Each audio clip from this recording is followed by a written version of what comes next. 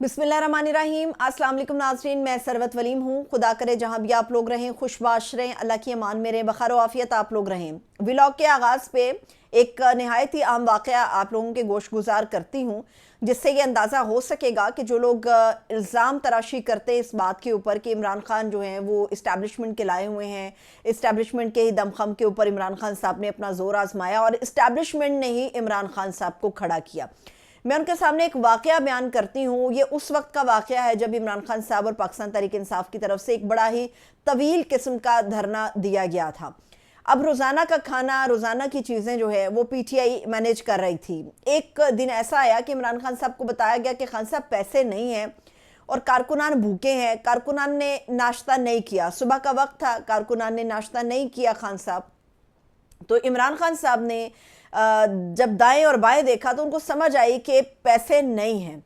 लेकिन हम सब जानते हैं कि उस धरने के अंदर बहुत बड़ी तादाद में इमरान खान साहब और पीटीआई के चाहने वाले थे। कारकुनान जो थे वो हज़ारों की तादाद में थे। एक अंदाज़ा तो ये बताया जाता है कि लाख से ऊपर बंदा था जो कि इस धरने के अंदर मौजूद था। और फिर ये धरना 2, 4, 10 दिन का नहीं था, ये बड़ा तवील धरना था।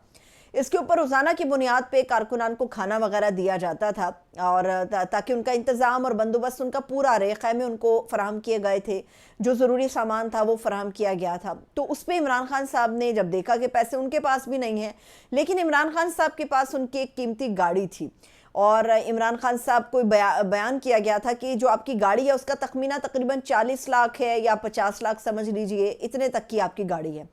इमरान खान साहब ने ये कहा कि मेरी गाड़ी को बेच दिया जाए और मेरी गाड़ी से जो पैसे हासिल हों उनसे कारकुनान के खाने पीने का और नाश्ते का बंदोबस्त जितना भी मुमकिन हो सकता है वो सब किया जाए।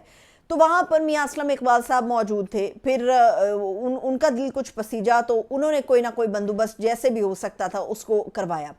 जो लोग तो ये समझते हैं कि इमरान खान के धरने की बैठे रहने की वजह या इमरान खान का जो धरना तकरीबन कामयाब हो चुका था उसके पीछे इस्टेब्लिशमेंट थी, तो वो बिल्कुल ही गलत है। अगर इस्टेब्लिशमेंट इसके पीछे होती तो इस्टेब्लिशमेंट धरने वालों को ना सिर्फ खाना फराहम करती बल्कि वो हर सहूलत फराहम करती जिसकी वजह से हुकूमत का पहिया चलता हुआ रोका जा सकता था। ये इमरान खान साहब की मोहब्बत के अंदर लोग वहाँ पर खड़े थे और अगर इमरान खान इस्टेब्लिशमेंट की दम के ऊपर होते तो इस्टेब्लिशमेंट से कहते कि पैसे भेजो भाई, कारकुनान के खाने पीने का बंदोबस्त करना है। तो ये चीज़ जाहिर करती है कि ये नहीं आप कह सकते या कह के जान नहीं छुड़ा सकते कि इमरान खान साहब जो हैं वो इस्टेब्लिशमेंट का मोहरा थे। इमरान खान साहब की एक अपनी पॉपुलैरिटी और तवील जद्दोजहद थी। अब लोगों को आहिस्ता आहिस्ता बहुत सारी चीज़ें जो हैं वो समझ आना शुरू हो गई हैं। जब आपके शऊर में कोई चीज़ आना शुरू हो जाए तो फिर लोग सवाल करने की ताकत समझने लगते हैं और सवाल करते हैं। और सवाल करने वाला ये तवक्को करता है कि सामने वाला जवाब देगा, लेकिन अगर सामने वाला झूठा हो, सामने वाला गैर कानूनी तरीके से किसी जगह पर पहुंचा हो तो फिर सवाल करने वाले को उसका जवाब नहीं मिलता। एक रिपोर्टर के हत्थे चढ़े हैं हमारे हाजिर सर्विस लेफ्टिनेंट जनरल मुनीर अफसर साहब। नाम सुन के आपको अंदाज़ा हो गया होगा, ये हमारे चेयरमैन नादरा हैं। ये मुअज़्ज़ज़ जो हाजिर सर्विस लेफ्टिनेंट जनरल हैं, ये हाजिर सर्विस हैं और सिविलियन इदारे को ये लीड कर रहे हैं। इनका वास्ता एजाज़ सैयद से पड़ गया। एजाज़ सैयद बड़े अच्छे, बड़े सीनियर रिपोर्टर हैं, सहाफ़ी हैं एजाज़ सैयद। आप उनके ऊपर कई इल्ज़ामात लगा सकते हैं, आप उनके ऊपर कई मामलात के ऊपर तनकीद कर सकते हैं, मगर जो सहाफ़ी है वो अपने खून के अंदर जो सहाफ़त होती है उससे बाज नहीं आता। तो ये हाजिर सर्विस हैं मगर सिविलियन इदारे को लीड कर रहे हैं, तो उन्होंने इनको काबू कर लिया। अब काबू करने का मतलब ये नहीं है कि उनको पकड़ लिया एजाज़ सैयद साहब ने। काबू करने का मतलब ये है कि ये एक मीटिंग से निकल रहे थे, एजाज़ सैयद साहब के साथ इनका सामना हो गया। एजाज़ सैयद ने इनसे पूछा, एक अपॉइंटमेंट की बात चली। उन्होंने कहा सर आपकी जो अपॉइंटमेंट थी, मैं सवाल जवाब का जो सेशन उनका और एजाज़ सैयद का हुआ मैं आपके सामने रखती हूँ, उससे आपको अंदाज़ा होगा कि कितने गैर कानूनी तरीके से वो तमाम लोग काम कर रहे हैं जो लोगों से तवक्को करते हैं कि भाई आपने कानून के दायरे में रहते हुए सारा कुछ करना है। लोगों को पट्टी पढ़ाई जाती है, कानून के दायरे में रह के आपने सारा कुछ करना है और खुद क्या कुछ गैर कानूनी कहाँ कहाँ हो रहा है ये सारा कुछ मैं आपके सामने रखती हूँ। एजाज़ सैयद ने उनसे सवाल किया लेफ्टिनेंट जनरल साहब से कि सर आपकी अपॉइंटमेंट जो थी वो तो गैर कानूनी है ना। तो उसके ऊपर जो हाजिर सर्विस चेयरमैन नादरा हैं उन्होंने कहा कि ये सब जुडिस मामला है, ये अदालत के अंदर यानी कि ज़ेर गौर है। फिर उन्होंने कहा कि आप पढ़े लिखे हैं। उन्होंने कहा कि एजाज़ सैयद ने कहा कि जनाब आप पढ़े लिखे हैं, क्या आपको नहीं लगता कि ऐसा नहीं होना चाहिए था? उन्होंने कहा कि जी आप कोर्ट में चले जाएंगे, सब जुडिस मामला, यानी कि अपने वो दिफा में कुछ नहीं कह सके। پھر اعزاز سید نے چیئرمین نادرا جو کہ حاضر سروس ہے، میں بار بار اس لیے بتا رہی ہوں تاکہ لوگوں کو یاد ہو جائے، انہوں نے کہا کہ جی منیب چیمہ بھی آپ کے ہمراہ ہیں، تو منیب چیمہ بھی تو اللیگل طور پہ اس عہدے کے اوپر جو ہے ان کا تقرر ہوا ہے. تو انہوں نے کہا کہ جناب یہ آپ آڈیٹر جنرل سے جا کر پوچھیں، اس سوال کا جواب میرے پاس نہیں ہے. تو لیکن انہوں نے کہا کہ جناب آپ تو چیئرمین ہیں، آپ سے ہی میرا سوال بنتا ہے. تو انہوں نے کہا کہ جی یہ سب جوڈس معاملہ ہے.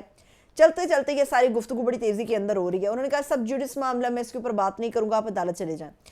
پھر اعزاز سید نے کہا کہ جناب آپ کو نہیں لگتا کہ ایک سرونگ جرنیل ہو اور وہ سویلین ادارے کو جو ہے اس کا سربراہ بنا دیا جائے تو یہ اس کو زیب دیتا ہے؟ یہ اس کو زیب تو نہیں دیتا، آپ کا کیا خیال ہے؟ تو انہوں نے کہا کہ جناب یہ جو پہلے جو تھے فائنڈنگ آفیسر تھے نادرا کے، وہ کہتے فائنڈنگ جو چیئرمین تھے، وہ کہتے فاؤنڈنگ چیئرمین، وہ کہتے ہیں وہ بھی تو نادرا سے تھے نا. تو انہوں نے کہا کہ اعزاز سید نے کہا کہ جناب دو غلط مل کے کبھی صحیح تو کر نہیں سکتے. تو اس کے اوپر وہ حاضر سروس صاحب جو تھے وہ سپیچ لیس تھے. پھر انہوں نے کہا کہ سر کیا آپ کو لگتا ہے کہ آپ کوالیفائی کرتے ہیں اس عہدے کے لیے، اور کیا یہ جو غیر قانونی طور پہ تقرریاں ہو رہی ہیں یہ درست قدم ہے؟ تو پھر انہوں نے کہا کہ یہ سب جوڈس معاملہ ہے، آپ عدالت چلے جائیں. جب آپ کے پاس کچھ نہیں ہوتے تو آپ وہ ہوتا ہے لوڈو کا ایک کھیل ہوتا ہے، جب ہارنے والا بندہ جیت اس کو ناقابل نظر آ رہا ہو کہ وہ نہیں جیت پائے گا، تو لوڈو کے اس کھیل کے اندر ہارنے والا ساری گوٹیاں ہلا دیتا ہے، لوڈو کو تہس نہس کر دیتا ہے. اور جب کسی کے پاس سوال کا جواب نہ ہو تو وہ بھی کنی کترا کر گزرنے کی کوشش کرتا ہے. مگر جب رپورٹر قابو کر لے، پھر رپورٹر اعزاز سید ہو یا پھر کوئی اور ہو، رپورٹر جب اپنی رپورٹنگ پہ آ جائے اور قابو کر لے تو پھر آپ کے لیے کنی کترا کر بچنے کا راستہ بھی نہیں باقی بچتا. پھر یہی ایک جواز بتائی، یہ سب جوڈس معاملہ ہے، میں آپ سے بات نہیں کر رہا، آپ مجھ سے بات نہ کریں. یہ سارا کچھ ہوا. اب جو فوج کے حوالے سے چیزیں سامنے آ رہی ہیں اس میں ایک D G I S P R کی پریس کانفرنس ہے، اس نے بڑی آگ لگا رکھی ہے.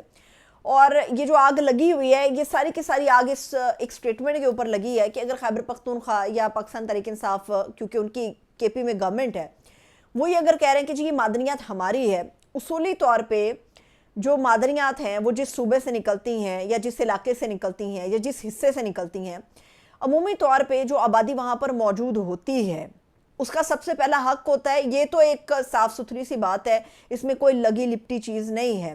اگر کے پی کے اندر سے معدنیات نکل رہی ہیں، یقینی طور پہ کے پی بھی پاکستان کا حصہ ہے، تمام پاکستانیوں کا اس کے اوپر حق ہے، مگر پہلا حق اپنے گھر کا ہوتا ہے، اپنے لوگوں کی ضرورت کو پورا کرنا ہوتا ہے. یہ ایک صاف ستھری سی بات ہے.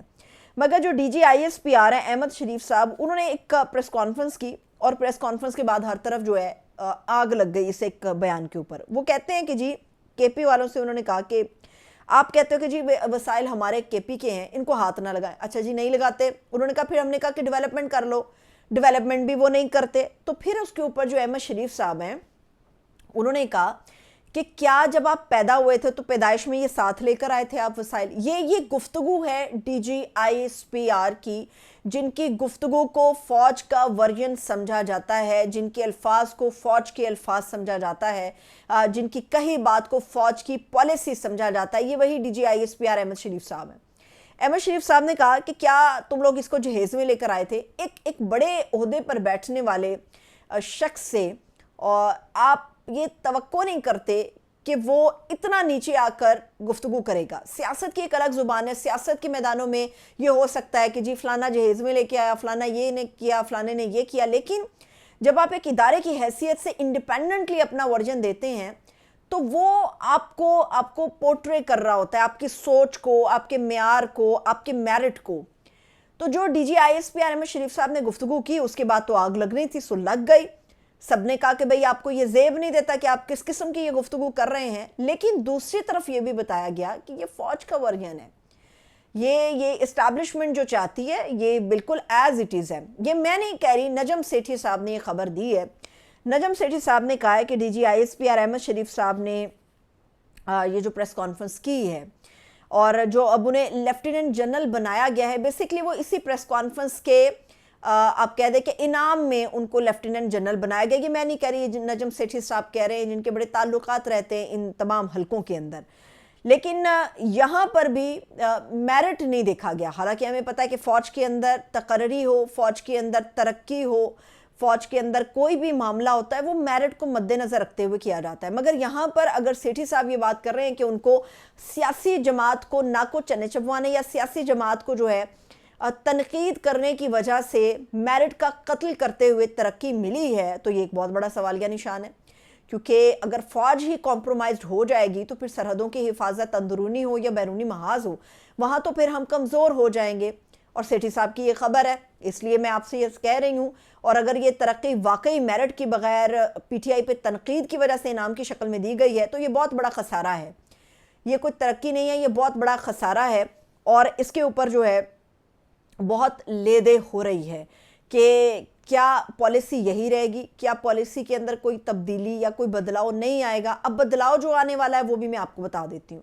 بدلاؤ یہ آنے والا ہے کہ حکومت کو نظر آ رہا ہے کہ اگر ان کیس ہمیں یہ کہہ دیا جاتا ہے کہ بھی عمران خان کو چھوڑ دو یا عمران خان کو جیل سے نکالو، تو پھر حکومت جو اپنا پینترا یا ترپ کا پتہ کھیلے گی اس میں وہ عمران خان صاحب کے سامنے یہ آپشن رکھ دے گی، یا جو لوگ اس کال کے ذریعے بات کریں گے یا جو لوگ عمران خان کے لیے ڈیل کریں گے ان کے سامنے رکھا جائے کہ پھر خان صاحب کو ہم چھوڑنے کے لیے اس شرط پہ تیار ہیں، کچھ ٹٹ فار ٹیٹ ہے نا، اور کچھ گیو اینڈ ٹیک ہے۔